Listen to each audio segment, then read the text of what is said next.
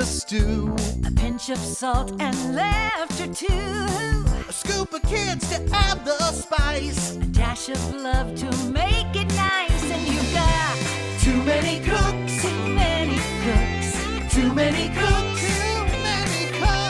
Too many cooks. Too many cooks. Too many cooks. Hello and welcome to Dopey, a dumb podcast about drug stories and other such things. I'm Dave. And I'm Chris. And we are both in recovery. I just want to say that. We might be doing a totally irresponsible thing Of what? of glorifying past drug experiences. Yeah, but we're in recovery, so it's okay. Is that right? Yeah. Can I even say we are recovered? You're not recovered. There's no such thing. Not according to Bill and Bob.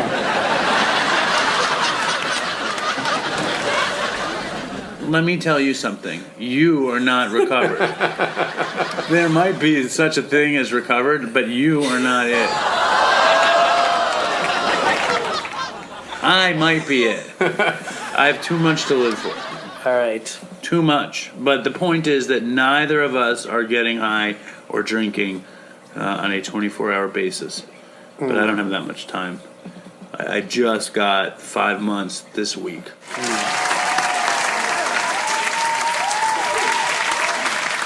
Nice job, dude. Thank you very much. And I have 2 years.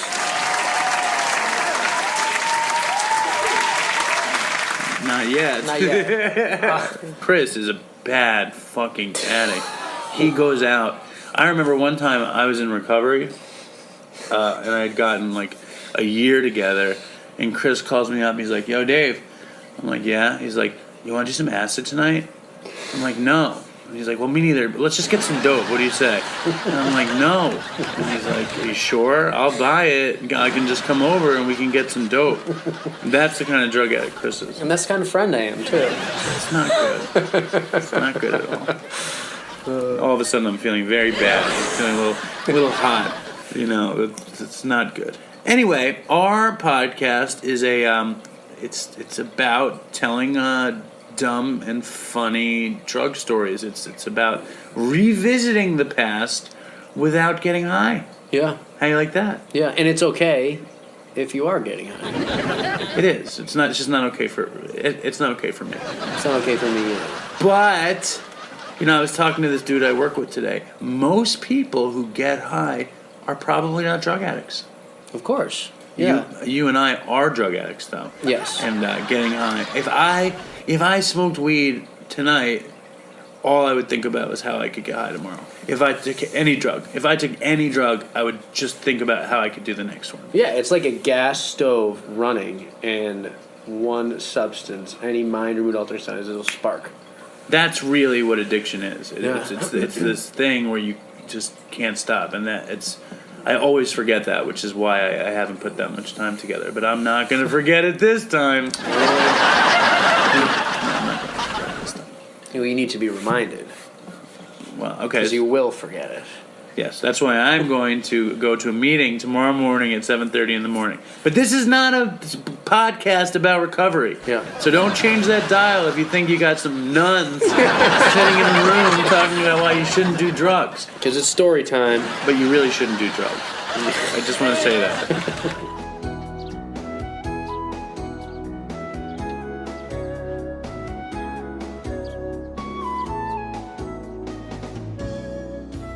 All right, tell the story. All right, so the story is, after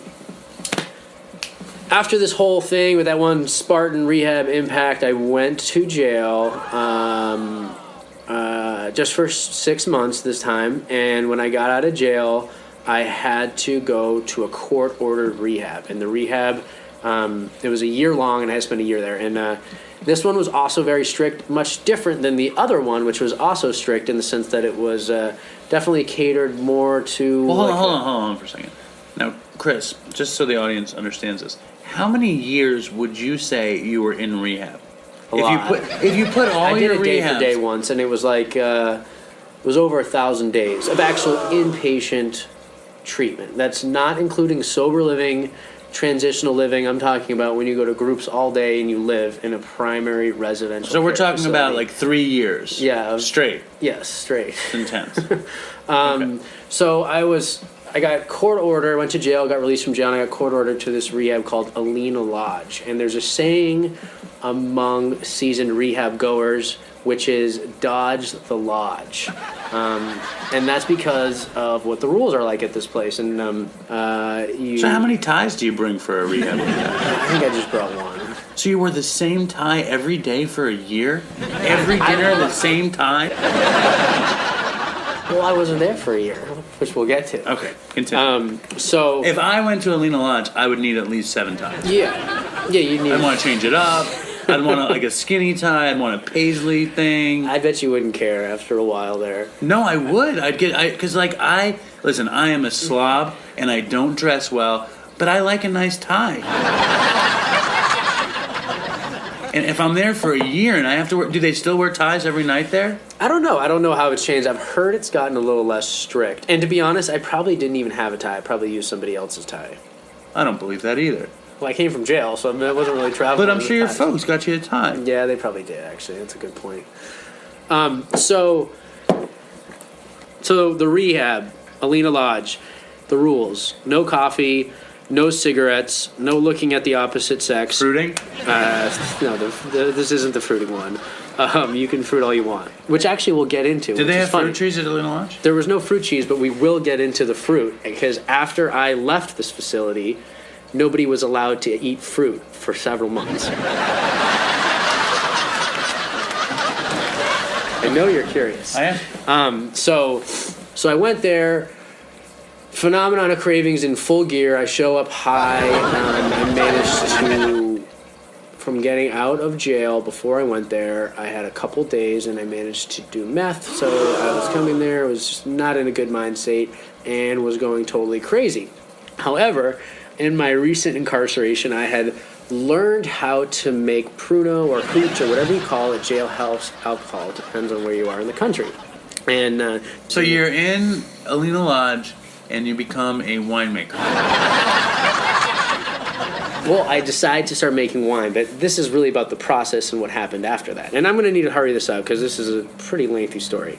So me and this kid, we started making this wine during these groups. It takes a few days to start. We got drunk and worked the first time. Second time, somebody smelled it and we got caught.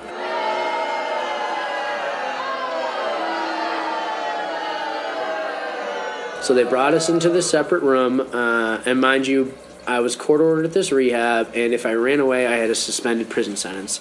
And I knew I was going to get kicked out. Very strict, you're going to get kicked out. So I booked it. And so I ran into the woods, and I ended up just like sleeping in the woods for almost a day because I thought the police were like, on me already, and I was going to go straight to prison. Well, it would be And- 2 days because you'd sleep there for the night. You didn't sleep in the woods during the day. No, I stayed up until night. No, I left in the middle Where of the did night. you sleep? Against an old tree? No, I Cave? just kind of like... by the stream. just kind of pulled some leaves over me and Is that stuff. true? Yeah, it is. I thought people were looking for me. And a couple years later, I learned that, they don't immediately send the police after you.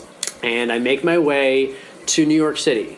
And I'm in New York City, and I immediately start shooting crack. Which is, you break it down with vinegar, and I'm injecting crack throughout New York City. And Most people smoke crack, though. most people smoke crack, But not I, you. Not me. No, I would break it down. So this one night, I'm walking around, and I see this white guy, and he's walking on the side of the road, and he's walking really strange. And I say, "Hey, man, what's up? What's wrong with you?" And he was on GHB. And this is where the story gets very coincidental and strange. I was drinking Blue Mountain Blast Powerade. That was my drink back then, my regular drink. And That was your drink? Blue Mountain yeah, Powerade? I don't know why. I really liked it, all right? So Blue Mountain Blast. I don't even know if they make Powerade still. They do. And he, very ironically, and this isn't where the irony ends, had a bottle full of GHB, which was a Mountain Blast Powerade bottle. Very strange. The same bottle of the thing I'm drinking. This is the dumbest thing I've ever heard. So I have no money. So the coincidence is that you, a Blue Mountain Powerade drinker, encountered a GHB user who drank GHB from a Blue Mountain Powerade bottle. Yes. And that's not where the coincidences stop. Continue. Okay. So I asked him, can I get some of the GHB? Mind you, I've never done GHB in my life. I've never done it. Yeah. So he hands me the Powerade What does it stand bottle. for? I don't know. So he hands me the Powerade bottle, and I just nail A it. stranger. Yeah, stranger. Just giving you drugs in the For street. free. And I just nail it. I think that's strange. Yeah, well, he was a cool guy, I guess. So I don't you know. just drank his fucking GHB And out of he's his bottle. like, have some, you know, and I take it and I gulp it. Like, I take a few gulps, and I was already kind of drunk, and he's like, dude, you're fucked. He's like, get away from me, you're totally fucked. And you drank all of his GHB? No, I didn't drink all of it. I just had a couple gulps of it. And But how many gulps are in a Blue Mountain Powerade? No, it's a big Powerade bottle. But there's probably 7 gulps. You had 2 of them? No, it was more than that. It was like a large one. And so I take a few gulps of it, and then he's like, you're fucked. Like, it's way too much how much you took. And I start arguing with him, and I was like, let me get some more. And he's like, no. And finally he gives me some more, and what I do is I dump out my Powerade bottle, and he puts in like another couple drinks. Oh, you have a Blue Powerade Yeah, bottle I with have you? my own Blue Okay. Powerade. So I dump out the Powerade in my Blue Powerade bottle, and he gives me some GHB, right? And then he's like, all right, get out of here, man. Like, you're fucked. You're totally fucked. So I'm walking around. Next thing I know, I wake up in the emergency room in Harlem. The side of my face is bashed in. I've shat the bed. I hadn't been eating much at all. I think it would be shitted the bed. I shitted the bed, and it looked like cat vomit. It was just nothing. You know, there was nothing going to come out. Just Blue Powerade. So it was pretty bad. It was Blue taking- Mountain Powerade and GHB. Yes, and the first thing I do is probably about 24 at this time, I look at my wristband, and I had no ID on me, and my wristband says Charles McCullough. And it estimates my birthday, so I'm like 42. And I'm Wow. like 26, 27. I'm 25. I Why don't even Charles remember. McCullough? I don't know. I guess that's like the John Doe of that they use. Do you ever check into hotels under that name? No. You should. I should. Should be my pen name. Yes. Yes. So I look at that and I actually start laughing. You know, when I see my birthday and stuff, I'm laughing. And it's kind of scary to think. The first thing I think to me... It could almost be an outer body experience. Like all your memories are wrong and you're actually Charles McCullough.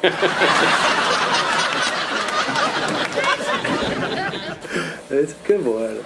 But the kicker here, though, is that I have no belongings, nothing. And I look next to me when I'm in the emergency room. And what's next to me? The Powerade bottle with the GHB.